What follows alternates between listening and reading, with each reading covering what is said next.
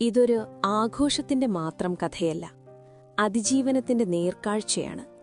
കോട്ടയം കിടങ്ങൂർ അയർക്കുന്നം റോഡിലെ ഈ പാലത്തിനടിയിൽ ലോകത്തിന്റെ ആരവങ്ങളിൽ നിന്നൊഴിഞ്ഞുമാറി 7 കുടുംബങ്ങൾ ജീവിക്കുന്നുണ്ട്. പിഞ്ചുകുഞ്ഞുങ്ങളും വയോധികരുമടക്കം 23 മനുഷ്യർ. അടിസ്ഥാന സൗകര്യങ്ങളൊന്നുമില്ലാതെ കീറിയ ടാർപോളിൻ ഷീറ്റുകൾക്ക് കീഴിൽ ഇരുട്ടിനെ ഭയന്ന് അവർ ഒതുങ്ങിക്കൂടുമായിരുന്നു. എന്നാൽ ഈ ക്രിസ്മസ് ദിനത്തിൽ ആ ഇരുട്ടിലേക്ക് സ്നേഹത്തിന്റെ വലിയൊരു വെളിച്ചം കടന്നുവന്നു.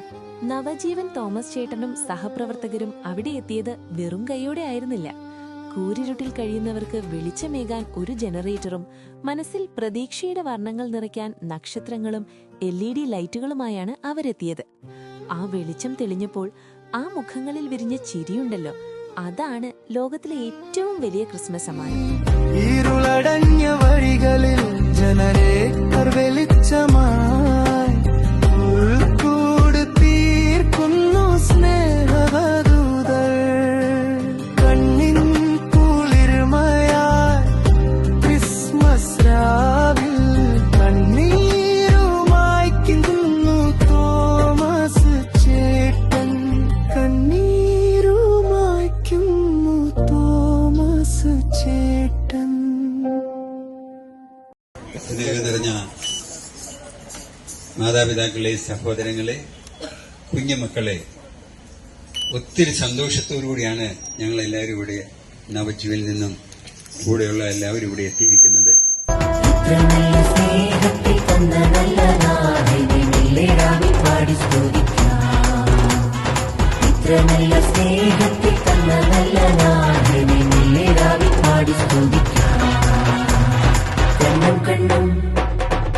കണ്ണും കാത്തിരുന്നു മണ്ണിലൊരു പൈതലിതാ, കാതോട് കാതോരം കേട്ടിരുന്നു ദൈവപുത്രൻ പിറക്കുമെന്ന്. കരോൾ ഗാനങ്ങൾ പാടിയും സ്നേഹം പങ്കുവച്ചും അവരീ ക്രിസ്മസ് രാവ് അവിസ്മരണീയമാക്കി. പുൽക്കോട്ടിൽ പിറന്ന ഉണ്ണിയേശുവിനെ തേടി ദൂരെ എന്നും പോകേണ്ടതില്ല. ഇതുപോലെ പാർശ്വവൽക്കരിക്കപ്പെട്ടവർക്ക് വെളിച്ചമാകുമ്പോൾ അവിടെയാണ് യഥാർത്ഥ ക്രിസ്മസ് പിറക്കുന്നത്. നന്മയുടെ ഈ വെളിച്ചം കെട്ടുപോകാതിരിക്കട്ടെ.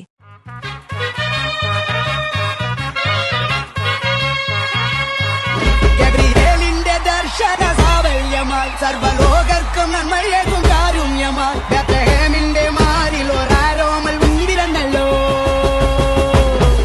ഗബ്രിയേലിന്റെ ദർശന സാവല്യമായി സർവലോകർക്കും നന്മയേകും കാരുണ്യമായി ബേത്ലഹേമിന്റെ മാറിൽ ഒരാരോമൽ ഉണ്ടിരന്നല്ലോ.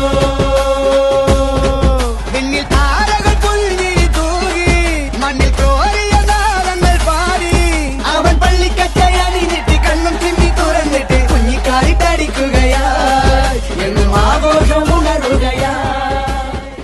ഏവർക്കും ക്രിസ്മസ് പുതുവത്സരാശംസകൾ.